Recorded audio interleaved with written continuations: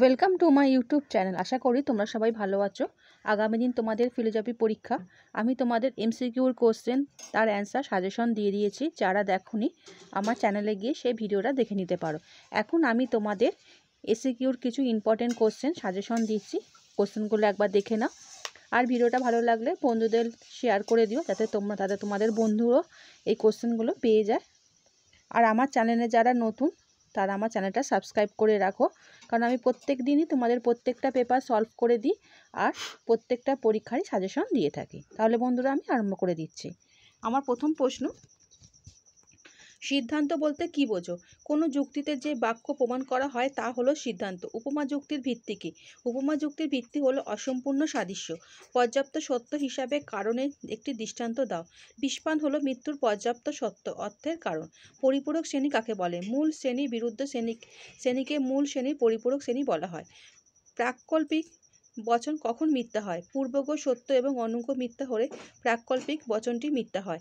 একটি মিশ্র বৈকল্পিক ন্যায় অবৈধ হলে কি দোষ হয়?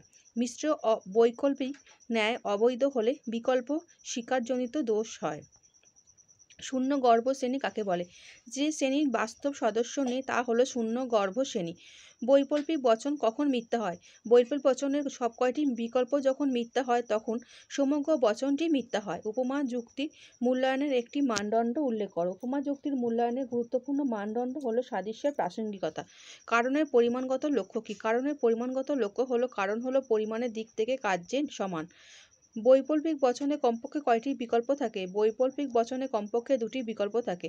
ভেনচিত্রে দুটি পরস্পরচ্ছেদী বৃত্ত কয়টি শ্রেণীকে নির্দেশ করে? ভেনচিত্রে দুইটি পরস্পরচ্ছেদী বৃত্ত তিন শ্রেণীকে নির্দেশ করে। ও বচনের বিবর্তনের আবর্তিত বচনটি কি হবে? আই বচন হবে। কোনো অবৈধ যুক্তির সিদ্ধান্ত কি সত্য হতে পারে? হ্যাঁ, কোনো অবৈধ যুক্তির সিদ্ধান্ত সত্য হতে পারে। আদর্শ নিরপেক্ষ বচনের বিভিন্ন অংশগুলি কী কী? আদর্শ নিরপেক্ষ বচনের অংশ হলো চারটি। এই অংশগুলো হলো পরিমাপক, উদ্দেশ্য, সংযোজক, বিধেয়। কোনো মানুষ নয় সত্যনিষ্ঠ ব্যক্তি বচনটি অধীন বিপরীত উল্লেখ করো। কোনো মানুষ হয় সত্যনিষ্ঠ ব্যক্তি। এ বচনের একটি সরল আবর্তন উদাহরণ দাও। এ সরল সকল কুমার হয় অবিবাহিত পুরুষ, সকল অবিবাহিত পুরুষ হয় কুমার।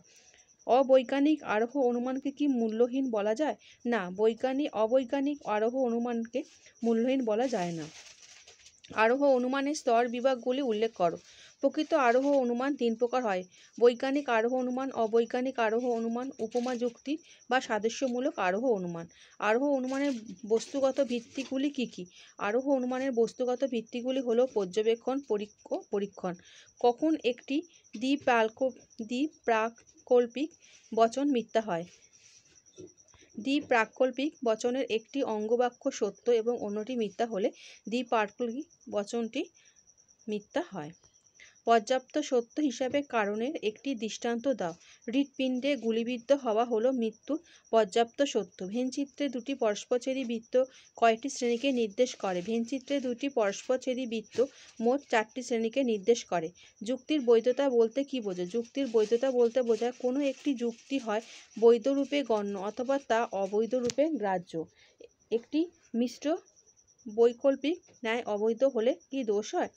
মিশ্র বৈকল্পিক ন্যায় অবৈধ হলে বিকল্প স্বীকারজনিত দোষ হয়। আশা করি তোমরা আজকের আমার এই এসিকিউর কোশ্চেনগুলো বুঝতে পেরেছো। আরও তোমরা একটুখানি টেস্ট পেপারটা দেখে নাও, এই ধরনের কোশ্চেন তোমরা পেয়ে যাবে। ভালো থেকো, ভালো করে পরীক্ষা দাও।